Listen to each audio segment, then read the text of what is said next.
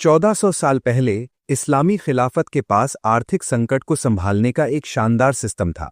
शायद आज के हुक्मरान ही नहीं, हम भी उससे बहुत कुछ सीख सकते हैं। आज दुनिया में जंग, तनाव और सप्लाई चेन की दिक्कतों की वजह से अनाज, तेल और ज़रूरी चीज़ों की कमी हो रही है। ऐसी ही एक बड़ी मिसाल इस्लामी इतिहास में मिलती है। 18 हिजरी लगभग 639 ईस्वी में हज़रत उमर फारूक रज़ियल्लाहु अन्हु के दौर में अरब में एक भयानक अकाल पड़ा। बारिश नहीं हुई, जमीन सूख कर राख जैसी काली हो गई। इसलिए इस साल को आमुर रमादा यानी राख का साल कहा गया। इस मुश्किल समय में खलीफा और जनता ने मिलकर हालात का सामना किया। हज़रत उमर रज़ियल्लाहु अन्हु ने खुद सादगी अपनाई। उन्होंने घी, मांस और दूध छोड़ दिया और कसम खाई कि जब तक आम लोग पेट भरकर नहीं खाएंगे, वे भी अच्छा खाना नहीं खाएंगे। वे सूखी रोटी और जैतून का तेल खाते थे, जिससे उनका रंग भी बदल गया था। वे रातों को शहर में घूमकर जरूरतमंद लोगों को ढूंढते थे। एक बार उन्होंने एक औरत को देखा जो अपने भूखे बच्चों को बहलाने के लिए खाली बर्तन में पत्थर उबाल रही थी।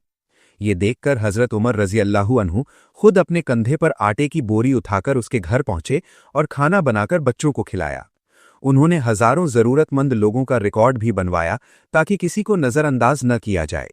जब मदीना में खाने की कमी बढ़ गई तो उन्होंने मिस्र, शाम और इराक के गवर्नरों को मदद के लिए खत लिखे।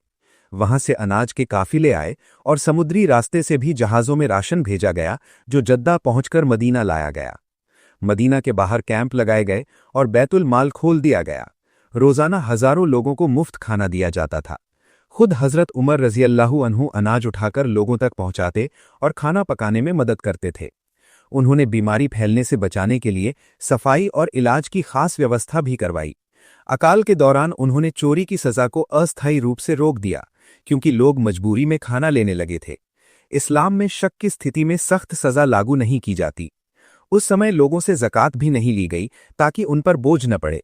बाद में हालात सुधरने पर आसान किस्तों में वसूली की गई। जब अकाल खत्म हुआ और बारिश आई तो लोगों को उनके हाल पर नहीं छोड़ा गया। उन्हें वापस अपने गांव जाने के लिए खर्च दिया गया, खेती शुरू करने के लिए बीज और जानवर दिए गए ताकि वे फिर से अपने पैरों पर खड़े हो सकें। इस दौरान लोगों ने भी सब्र और भाईचारे का बेहतरीन उदाहरण पेश किया। अमीर लोगों ने अपना खाना गरीबों में बांटा। आखिर में सबने मिलकर अल्लाह से दुआ की और बारिश हुई, जिससे हालात बेहतर हो गए।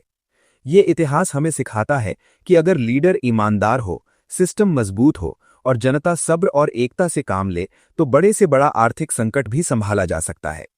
आज के दौर में हमें घबराकर जरूरत से ज्यादा सामान जमा नहीं करना चाहिए। अपने आसपास जरूरतमंद लोगों की मदद करनी चाहिए, सादगी अपनानी चाहिए, मुनाफाखोरी से बचना चाहिए और कर्जदारों के साथ नरमी बरतनी चाहिए।